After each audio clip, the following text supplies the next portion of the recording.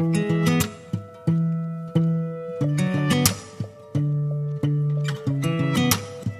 everyone, this is Shabnam here. Welcome back to my channel, The Counseling Corner. So you all must have heard a phrase, what goes around comes around. This is very true. So I would like to share one of my life experiences. So this happened me 10 years ago. I was in need of 20,000 rupees to pay my daughter's school fees. I had only 16,000 in my account. I went to the bank, gave a check, and I drew 15,000. So usually when I take money from the bank, I don't check or I don't count. So I just put it in my bag, came back home, and just left it in the cupboard.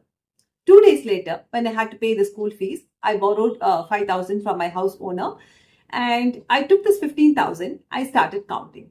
So again and again I counted, and it was 30,000. So I was wondering, how could it be 30,000 when I had only 16,000 in my account? And then I checked my passbook. So I had taken only 15,000. So I knew there's some mistake.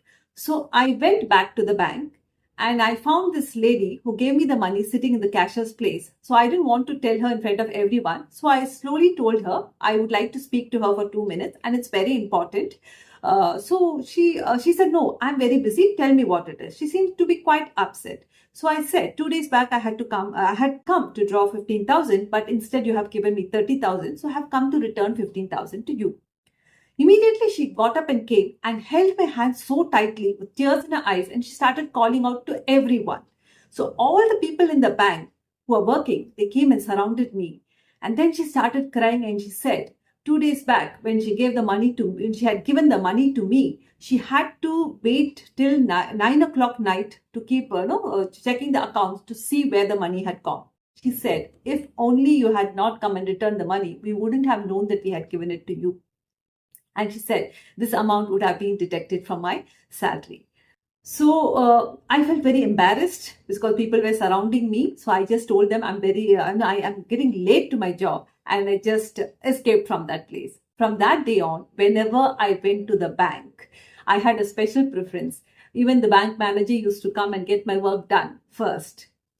So now I would like to share the second incident. So the second incident happened 4 years ago. I was associated with the school as a counselor and I was very busy preparing the counseling reports.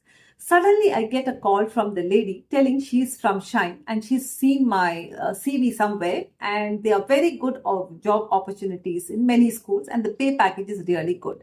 And she asked me if I was looking out for a job change. I told her I'm not looking out for a job change. But she said, no, but she started talking about many schools and the roles and responsibilities, and it seemed very attractive and the package also was very good. So since she insisted, I said, okay, let me give it a try and see what is in store. So then she told me that I have to transfer 50 rupees as a processing fees. Only then, because many people say they're interested, but they're not very serious about it. So processing fees would be 50 rupees, and she insisted me to pay that. I said, okay. I took my mobile. I tried, crediting 50 rupees. No, she sent me a link actually, but she said the money is not, she's not received the money. So some OTP, like some numbers were coming. First time it happened, she said no. Second, third. So 3 times I did. And then she said, no, I have not received the money. So I said, see, I'm busy. I'll go back home and do it slowly. And I cut the call. After some time, I started hearing notifications 3 times. When I picked the mobile and saw 3 times 10,000 was detected from my account when I had only 35,000 in the account. I was really shocked. I immediately went to the principal. I took permission from her, and then I went to the police station. They directed me to go to the bank. So I had to block my card. And the bank said they will review and see if it was not my fault. I might get back the money. But if I had entered the OTP, then I would not get back the money. So there's very less chance of me getting back the money. And they directed me to go to the police.